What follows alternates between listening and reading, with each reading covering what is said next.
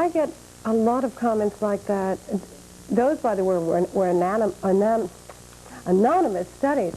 But people will say that to me in a very bewildered way. I mean, they sort of think that rape is some kind of sport. And they say to me, like if I ask, what do they think about rape and marriage, they say, gee, I'd love to get some. I mean, they have absolutely no shame, and then they just think it's fun, and they wish they could do it, and they don't think that they're strong enough men to pull it off and that kind of thing.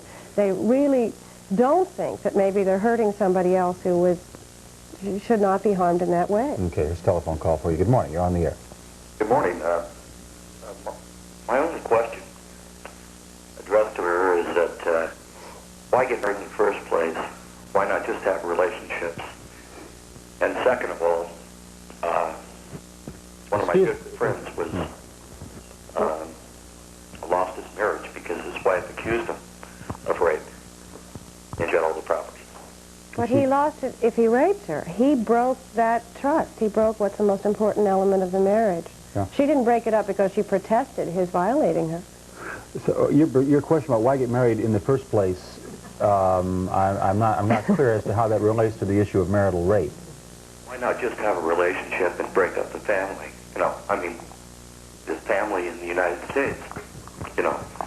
I mean, why have a family unit if the unit does not function as a family? And I'm not addressing that to a woman's function, but Bible it clearly says, and I'm not going to repeat it, but... The harm to the children in a relationship that violent is absolutely devastating.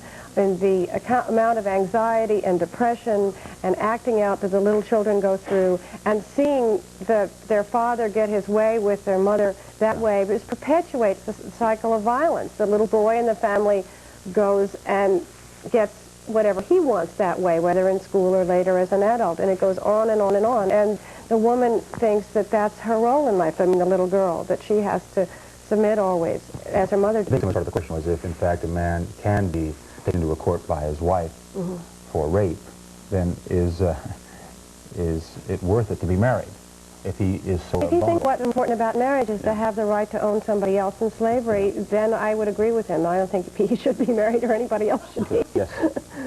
What I don't understand is why doesn't, if a woman is raped in her own bedroom by her husband, why does she stay in the relationship with him?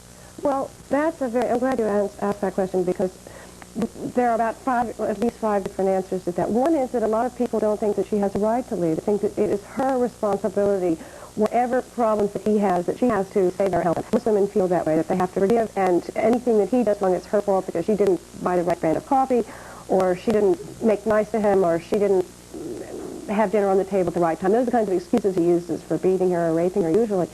And there's also the real factor of where is she going to go? Where in society is she going to be supported in trying to get job retraining these days when all those programs have been cut back? What kind of shelter is she going to go to? But Laura, the divorce is on a very high rate in this country, and obviously it's not deterring women to going out in the workforce, whatever, all the problems that certainly surround divorce.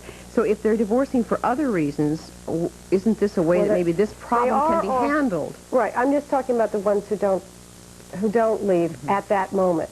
Usually they do leave at some point. But what I want to say is primarily that divorce is a punishment for a woman because she loses status in her religious community, her social community, with her children, with her children's in-laws, and so forth and so on. But most of all, why are we punishing her instead of him? He is a violent person who should not have access to any other people because he is violent. We had a case in California, the most telling case of all, is that the man was acquitted for raping his wife, and he promptly went out and murdered his wife after he was acquitted. He's incredibly ungrateful, and raped another woman. These people are rapists, and there is no getting around that. And people think that because they rape their wives, they're not rapists because their wives just don't really count as people. And I think that's what we have to understand. We need to take a break, and maybe when we return, we can ask this question about the relationship between pornography and what we're discussing this morning right after this.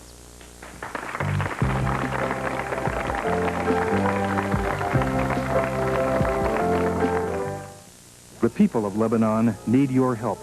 Send your contributions to Church World Service, 4759 15th Northeast, Seattle 98105. Wednesday, William Holden stars as a Colorado rancher out to settle the score with the men who killed his family and stole his herd in The Revengers. Crazy if you think you're going to fool these Comancheros for over 2 minutes. I don't aim to fool them for more than 2 minutes.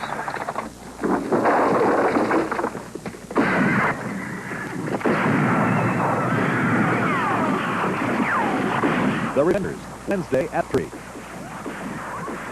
If the price of new shoes today knocks you off your feet, here's a new place to shop. The shoe store in your closet. Take some shoes you feel good about and bring them in for shoe repair. New soles, new heels, a fresh inside, a brighter outlook. You'll look great, and you'll love our prices, too. Available at McManus Shoe Repair Seattle and Jump in Seattle.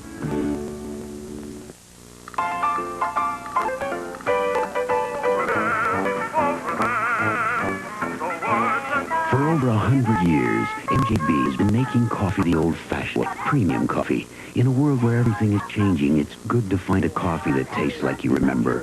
Rich, fresh, and full-bodied. MJB Premium. Coffee the way it used to be.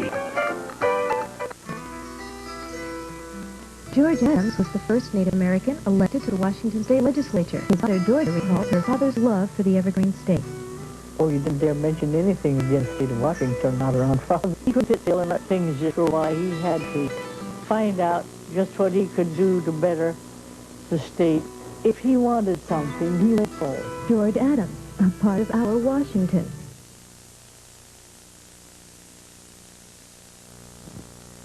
Yes, how much influence do you think pornographic movies and TV, the graphic scenes in all of this have on the situation today? They're popularizing wife abuse. I agree that they are doing that, but I also think that what they're doing is reflecting what's already going on in society. They're making it more obvious to a lot of us that normally wouldn't know what really happens to women, and there is some use to it. I wouldn't censor it. I think that we have to really educate people that it's wrong and that we won't tolerate it anymore, and then it'll die its own natural death. Because when you censor things like pornography, there's an implicit thought that women's sexuality is something that's obscene. And then you start doing things like censoring birth control methods and things like that, and we go back to the 19th century. It often backfires on women when you censor this kind of thing. But I can also tell you one particular case, as I recall, in California, where the man was watching a film in the bedroom on the home box office, which was a blue movie. And he came out of the bedroom, grabbed his wife, who was cooking dinner for him in the kitchen, and dragged her and raped her for 4 hours on the floor of the garage. This was the guy with the tire iron, the 16-inch tire iron and the crowbar, and with the baby crying the whole time. What he explained that he was upset about was that she had spent too much time with their new baby, feeding the new baby. Can we bring a sense of proportion to all this, though? I mean, most men, the vast majority, are not rapists, certainly don't rape their wives. I mean, I think sometimes we get caught up in this feminist issue of male versus female, and we begin to lose a sense of, of human proportion to the problem. I don't think, by the way... Don't you think it's responsible for people like you to, in the same breath, mention the fact that most men don't rape wives?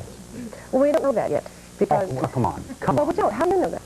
Can you tell me that... I'm not going to say one way or the other. All I know is that the only statistics we have are the statistics that she was talking about earlier in the Diana Russell's book has just come out called Rape and Marriage. It's from Macmillan, and in August, Psychology Today, there's a review of it.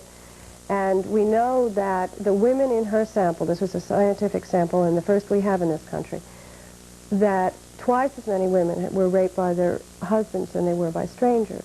And that's a very important statistic. She also said that 14% of all the women that she polled were raped by a husband, maybe not the current husband, but a previous husband. In the 1980s, don't you suspect that if it is as prevalent as I think you're leading a lot of people to believe, that there would be a heck of a lot more marital problems? You'd have more women who are going to the divorce courts. But you do.